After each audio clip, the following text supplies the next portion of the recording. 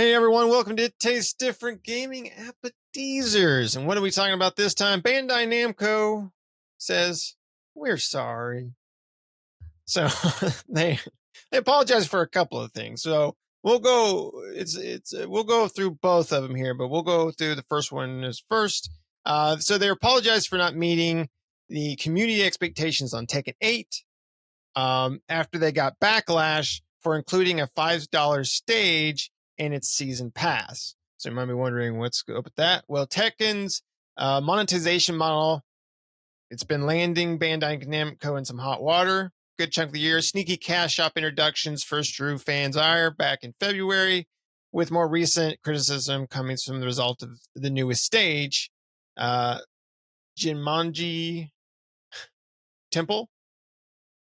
I guess that's how you pronounce it, not be included in the game's season pass. Instead, players were asked to cough up an additional $5 on top of the $40 deluxe edition upgrade pack, which includes the playable character year one pass. You can't buy this pass separately, only each character individually, once the deluxe edition specific 72-hour early access runs out. So a new character comes out, for the first 2 days, you cannot buy it. And after that, you can buy the characters a la carte. But if you want every single character, you have to buy the $40 deluxe upgrade. You cannot buy the season pass later on. All right. So they say we apologize for not meeting the community's expectations for the playable character year one pass content and the Jumanji Temple DLC release method. They tweeted out.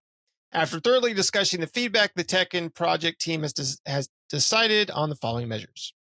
So folks who own the season pass will be given the upcoming winter stage for free. So this is a different stage. It's not the stage they're selling for $5. They're still selling it for $5, but the next stage they're going to get for free. We don't know anything about that particular stage yet. Anyone who logs in during October 29th to November 26th will also be given 500 Tekken coins, regardless if they own the pass or the temple stage. The coins are worth the same price as the stage, though you'll still need to actually buy that with real money. But you can also put together the $100 free coins with the fight pass to purchase the premium track of the season pass if you wanted to. So that's what they're doing basically. They're giving you a different stage for free. They're giving one battle stage and additional. Oh yeah, well that's just the year one pass, and as the gift, they're giving the 500 coins to whoever logs in. So you're getting the winter battle stage without purchasing. So they're just giving away a free stage and 500 Tekken coins. The old bait and switch, right? Yeah. You still got to buy some extra coins just so you can spend these coins. Right. Well, you can't even so apparently the 500 coins because I haven't played Tekken 8, so I don't know. Well, I may have played a little bit of it, but I haven't played it extensively. I was going to say, I'm flabbergasted. I didn't think that you would skip not buying that game. So you have bought the game. I haven't bought it. No, I think Shane bought it and I played through Game Share. Nah, I got it. So, but I didn't play a lot of it, and I don't think I've played anything with the season pass or anything like that, which these season pass things are getting out of control. But well, yeah, when you consider, just to kind of pile on that, the game was $70 as a full price game. Right. So, but if you wanted the year one pass, you had to buy the ultimate edition, or the deluxe edition, which was $100. Right. So $30 more because it's a $70 game, and then just to get the year one pass, which was 4 additional characters, was $100. Yeah. And then they had the digital ultimate edition, which was $110. God. And then on top of that, they're charging you $5 for the stage. And they're giving you $500 coins or 500 coins, but you can't buy the stage with the coins. Apparently, you can only buy the stage with real money. So you can't use the Tekken coins to buy the stage, even though the amount of Tekken coins they're giving you equals to the amount. So it's $5, right? So, you still can't. We're sorry. We're trying to bleed you dry. Yeah, we'll do it more. We'll do it less in your face next time. All right. Well, and you correct me if I'm wrong, but our fighting, because I'm not a big fighting game. You know that I'm not a fighting game player. Are fighting games normally full price $70 games? I thought they were typically like $40 games. No, they're or usually full price. why? I ask why. Like a full price game to me, and take this from somebody who doesn't play fighting games because I don't like them. And so my argument is ultimately invalid for fighting game fans. But, I look at like, I don't know, how many stages are there currently in the game, right? If there's 10 stages and you get to fight in each one of them, just to get through and see all of them, you're going to keep how much development goes into just developing a character and their move sets and developing a stage, right? Like that game probably took them like a year, a couple of years to develop. And then like these AAA games that are $70, they're taking 5 to like 8 years to develop, and they're, I don't know. I just find that the fighting game at a $70 price tag or 100 or 110 is just a little bit ridiculous in my eyes. But that's just my opinion. I'm not a fighting game fan. I didn't think that was typical. I thought like when Capcom does their fighting games and things like that, they're not typically $70 games, but I could be wrong. Like I said, I don't buy them. So Yeah, I mean, there's a lot that goes into the development of fighting games because you have, the characters have to. It's not just about like, this character punches, that one punches. They also have counters and counteract one another. So you've got to. There's a lot of balancing between making sure a character is not overpowered and underpowered, and that each character is able to counteract the other. And then if you have a roster of like 15 characters, that's a lot of balancing to make sure that every single character can kick the ass of the other one or get their ass kicked, and vice versa, right? So it's fair. So you don't have like that one character that can kill everything and everyone just uses that, right? So it's a pretty big balancing act. Now, as far as the stages go, yeah, that's just all. There with usually $5 a some stage. games have stages that are interactable, right? They have interactable objects or different layers of interactivity. And some stages are just set dressing, right? They're nothing more than just sets that you fight in. So they don't have any bearing on the fight that's going on. I think Tekken could have made more money if it was a free to play game, and then they just sell skins and new characters and stages and season passes. Maybe. I mean, Dead or Alive did that, and it didn't really help it. So yeah, but the double dipping that like Tekken is doing, and all not that just doesn't them. help it's it. It's not just them. It's everybody It's that not. double dips. I mean, Street Fighter, Capcom, their latest Street Fighter, which was really good. They did the same thing with season passes and stuff like that. Like, and I enjoy fighting games. I like fighting games. So I don't play them as much as I usually play everything else, but I will hop on a fighting game every once in a while and beat the crap out of something.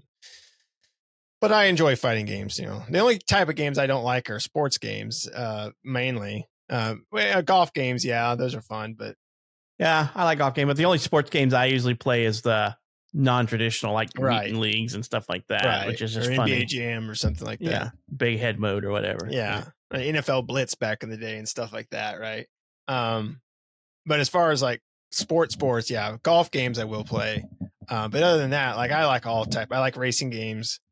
I like more arcade-ish than simulation racing, but I have played some racing games. I played the newest Gran Turismo and stuff like that. So, and the new Forza Motorsport, I've played that one as well, which is more simulation than it is. I just wondered because you think like a fighting game, especially like Tekken, you can release a subset of characters for free, right? Like think of like League of Legends and things like that. Right. A MOBA, that's a MOBA compared to like that, but and it's like, okay, we're going to start releasing these characters, and these characters are X dollars, or you buy the season pass and you get access to them or whatever, and because I don't even know. Do we know what their season pass will cost next year? I don't know if they even posted that. Is it going to be a $10 or $20 season pass or something? That's what I'm wondering. But today, everybody is like, nobody's making a complete. I mean, and I understand that there's more money to be made in making a game that's not complete. And so, I mean, which is really an ongoing development game is what they're trying to spin it as. But because they could say, okay, we got year one. Here's all the new characters and new skins and new maps. And then here's year two. And we're going to add, here's our battle pass, season pass, whatever you want to call it. It's all the same. And we're going to introduce. But what really gets bad is that they start introducing full price game, season pass, items outside of the season pass. Like everybody is doing this. I mean, everybody, Destiny does it. Everybody is doing it. Everything that we used to have as a single player game, is now becoming a monetized live service game. There's no other word. It's a lot. Everything is a live service game anymore. This fighting game is a live service game because they're like, hey, buy the game, buy the season pass, buy the extra crap, buy. To enjoy our game, you must buy. And, it always brings me back to Fortnite because that's a free to play game with a monetization strategy that is insanely valuable, but in my opinion, they didn't double dip, right? And I don't know. They probably do season passes. I don't know. I barely played the game. Like when I say barely, one match, that's about it. And I'm like, I don't like this. So, free, and so they probably have a season pass and then stuff you can buy outside of the season pass. So I'm like, okay, well, that's their monetization strategy. But so what's the next step, right? We have full price game, season pass, extras. So what is going to be the next thing? Are we going to go back to full price game, subscription, season pass, extra shit? Is that what we're going back to? Well, I mean, WoW does that, right?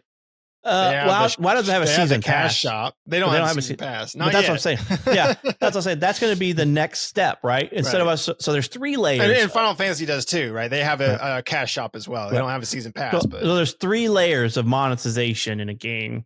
Like I said, there's the buy the game, the season pass, and then the extra stuff outside of the season pass. Yeah. So next thing we're gonna know there's going to be 4 layers because there's going to be a subscription tied to it.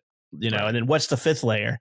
We're getting into 5 dimensions of draining you dry here, Yeah, it's crazy. I mean, and it's just like, for players out there, they just gotta. We say it all the time, and we're bad about it as well. But you got to vote with your wallet, type of thing, right? You've got to show developer because developers will continue to do it if you continue to pay for it, and people continue to pay. So they're like, well, why change something that's working, right? Why discount or take away certain things if people aren't complaining, right? And more people need to complain. I mean, enough people complain about the Backlash that they're gonna give you a free stage, but no one knows what that stage is. It could be a shitty square that's snowing, So I assume if you don't buy the stage and your friend has a stage and they want to play a quick matchup, you don't get to see it. They can't even pick it. Your friend can't pick it because you didn't buy it. Oh, if they don't have the new stage? Yeah, I don't know. Your friend bought it, but you don't have it, and your friend wants to play it, Yeah. I'm not sure, because I know in like Mortal Kombat, you can buy, like if you bought the additional characters, you could play as them, but your friend couldn't select them. Which is fine, right? But a stage is something different. It's the backdrop of the game, right? So it's like, I don't want you to see this not free, but this backdrop your friend paid for. Right. He paid $5 for it. The Tekken stages aren't interactive, are they? I mean, they may be. I don't know. They might be an 8. I don't know. They're usually not, but 8 may be different where they are interactive. Your friend sees that stage they want, and you just see one of the generic free stages. It just gives you like the training stage instead. Your friend's like, "Oh, look, it's snowing," and you're like, "The hell are you talking about? We're fighting on the beach, dude." Where the heck are you? You having a stroke? So there's that. Smell burnt toast. The other thing is Bandai. The other thing we're talking about here real quick is Bandai Namco reportedly sending staff to the Explosion Room. So if you don't buy that $5 DLC, we're going to take it to the Explosion Room, where they have nothing to do after canceling multiple games, including a mystery Nintendo project. So it's reported that Bandai Namco is reportedly sending staff to the Explosion Room. They're not exploding people, where they have nothing to do after a number of projects were canceled. Bloomberg reported that Bandai Namco, which of course, not Besides Tekken, there's Elden Ring, Dragon Ball Sparkling Zero, which just sold 3 million copies, like out of the gate. Is cutting its workforce after canceling several games due to lackluster demand. The report also alleges Bandai Namco is sending workers to Adachi Baya? Hopefully I said that right. Explosion rooms where they are giving nothing to do. Then Bloomberg alleged it's putting the pressure on them to leave voluntarily. So basically, it's putting them in there and telling them to go. According to the site, Bandai Namco Studios Incorporated, the video game development division of Bandai Namco, has moved about 200 of its roughly 1,300 employees to those rooms, and nearly 100 have resigned, with more expected to leave in the coming months. They say our decisions to discontinue games are based on comprehensive assessments of the situation. Some employees may need to wait on certain amount of time before they are assigned to their next project, but we do move forward with assignments as new projects emerge. There is no organization like an Adachi Baya at Bandai Namco Studios designated to pressure people to leave voluntarily. That's what Bandai Namco has said. Bloomberg reports that Bandai Namco has suffered financially in much of the same way of other video game companies have post-pandemic, with big losses coming from write-downs tied to game cancellations. It alleged that Bandai Namco has recently stopped development on games that feature characters from Naruto and One Piece, as well as a project commissioned by Nintendo Co. This mystery canceled Nintendo game was not named. So, that kind of makes sense for them with their Naruto. I don't know about the Naruto, but like some of their I don't know. They just come out with another Sword Art online game. Is that Bandai? I don't know if that new one that just came out. I don't know if that's Bandai. Don't remember that having their name on it. Because I know they do the online Fractured Daydream. Oh, yeah, they published it. It's not them developing it. Well, they just published Elden Ring, right? They didn't develop that one either. So. Yeah, From Software developed that one. So, they do a lot of publishing, publishing. I don't know if they made that. I don't think they even made that the Naruto games either. I don't know if they make those or if they just publish those. Shinobi Striker, they're just publishing that. So they tend to publish a lot of stuff. So I'm not sure what ones they develop in house, but probably not a whole lot, right? Because they're even just publishing that Sparkling Zero game, right?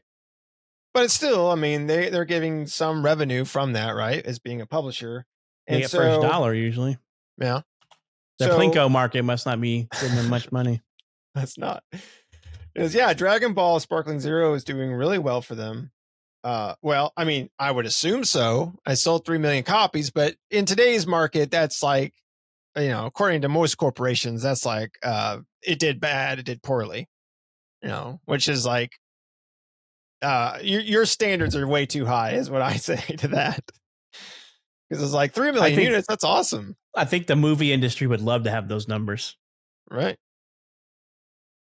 So it's like, so anyway, I don't know, Pat, what do you think about them sending people off to explosion rooms? I think, if they're real or not, the expulsion room thing sounds a lot like what companies in the US do. It brings to mind like Amazon, where they say, we scheduled you to work and we don't have work for you. You can come hang out in one of their rooms if you still want to get paid, but their intention is for you to just say, I don't want to sit in a room where I can't use my phone or do anything, and you have to make me go home. My only option is to sit in this room and stare at the wall or the clock or go home, and that's ultimately how much boredom can you take is really what it is. And depends on how much money I make. I guess I could sit in that room forever. If you're going to pay me to sit in a room and stare at a wall for 8 hours or whatever my shift is, so I can collect, I don't know, if you're making 6 figures, I'd be like, well, I guess I needed a break. Video game developers put up with a lot of stress. So it's maybe like learn to sleep with your eyes open or something. I don't know. So you can sit there and be like, I don't know, do something. because I'm pretty sure, the anticipated results of these expulsion rooms is that you probably can't have your phone, you can't have anything interactive that would make the time go by, right? Because then it's no longer a punishment to drive you to resign. Because from what I understand, in Japan, it is like extremely difficult to just lay people off. Like it's not impossible. It's really rough to do something like that. Like your company has to be going through bankruptcy proceedings or something in Japan. So they have really strict labor protection laws out there. Um, you know, uh, than we have here in like a U.S. In the U.S., we can just say, "Oh, we hit a little bit of red line in our budget. Let's get rid of some people." They don't have to do anything. Some states have protections, like California, but most states don't have any protections in place. They're just like, "Oh, you're doing bad. You just need to cut staff. Tell them to hit the bricks and cut into some of that unemployment taxes money that you've been paying into." So, but I don't know. It depends on how vindictive or how comfortable I felt. Could I just sit in a room for 8 hours and stare at the wall? I don't know. My imagination would probably become really good and redevelop for the next game, right? Yeah, my childhood imagination might come back or develop even better. Well, I remember riding in the car doing the Running Man, right? Watching the man running down the road while you're sitting in the backseat of the car. Because when we were kids, didn't really. I mean, when I was a kid, when I was young, you really didn't have Game Boys and well, like maybe it was like later in Boy, life. maybe later in life, because I didn't have a Game Boy when I was younger until I was at the point to where I was probably already like 12 or 13 before we got a Game Boy or a Game Gear or anything like that. The best thing we had when I was a kid was closest thing I could think of was those Tiger games. Yeah, the Tiger, and those got boring really quick. So. Or you had the old water jet machines. You remember those where you had to shoot the rings on the little thing, stuff like that. Me and my cousin used to play cards. We had a deck of cards and we played war in the back seat. Yep. So stuff like that. You can you could tough it out. Now, I don't know if you end up holding out, if they'll just reassign you to another team. Maybe they will. Which it sounds like that's what they're going to do. If they don't have a project for you, what do they have you do? If it was a true company, they weren't trying to force you out. They would just find some menial tasks at the office to do. Oh, we need to go through and go in the filing cabinet and pull out the stuff that's 5 years old, put it in a box and put it in storage or something, something stupid, right? We need you to, we're not going to waste money on refilling the staples in the copy machine. I need you to go ahead and collate all these things that come out of the copy machine and staple them. Something stupid and boring, just a menial task. But if they just sit you in a room, like what I'm thinking, when I think expulsion room, that's what I'm thinking. You're just sitting in like a uncomfortable plastic chair, like they use in school. You're just sitting there staring at the wall or the clock for your shift. And you're just like, okay, can I do this for 8 hours a day until it's, or do I go find another job? Right. I could probably do it. Yeah. You know what did it for Bandai Namco? It was all the backlash for the $5 Tekken stage. Yeah. Right. See what happens if you don't buy the $5 Tekken stage? People lose their jobs. Well, they get stuck in the expulsion room. They don't lose their job. Yeah, they get stuck in the expulsion room. I don't know. I mean, yeah. So it looks like, according to like about a month ago, Tekken 8 sold 2 million copies globally. And it is what it is. I don't know if that's good for them. I don't know how much it costs them to develop the game. And this will probably go more back to my thoughts on it. Probably doesn't cost much to develop a fighting game. If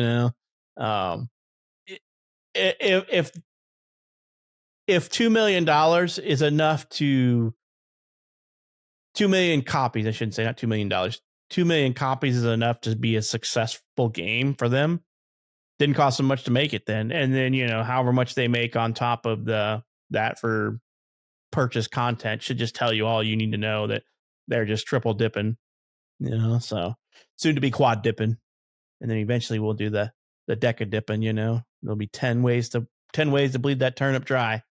It'll be, we're going to charge you a subscription to turn on your console or your PC, and then we're going to charge you a subscription to get into the game. Oh, we're going to charge you a subscription to use our store, so you can't buy the game until you got to pay full price for that game. Shouldn't be giving them all these ideas on how they can make money, but But yeah, so like I said, I don't know anything about making a fighting game. I'm just talking out my ass on that stuff. People love fighting games. I don't mind them with friends, but I don't want to play them against online stuff. And the problem is that we're a threesome of gamers, right? So they don't usually make 3-way fighters. The closest thing you get is to like wrestling game with tag team matches, and then we're odd man out, and that's really even screwed up, right? So it's like one person gets a tag team partner, it's a PC, and the other one's getting an NPC PC player, and it's no fun, right? You know, we need that fourth gamer friend that likes to play games as much as we do, to do some of that stuff. But still, most fighting games are just 2-player, right? They're just versus. So, to me, if $2 million is a success for them, because I don't know what Tekken 8 development costs were, I don't know. So somebody, I don't know. I don't know what it is. Somebody made a stupid comment on one of these things that said it's $1 million per character plus stages, and I'm like, well, they lost their ass already because they didn't make enough to even cover 2 characters, and there's a lot more than 2. So right. So according to Google, take it with whatever amounts of grain of salt that you want to take it with.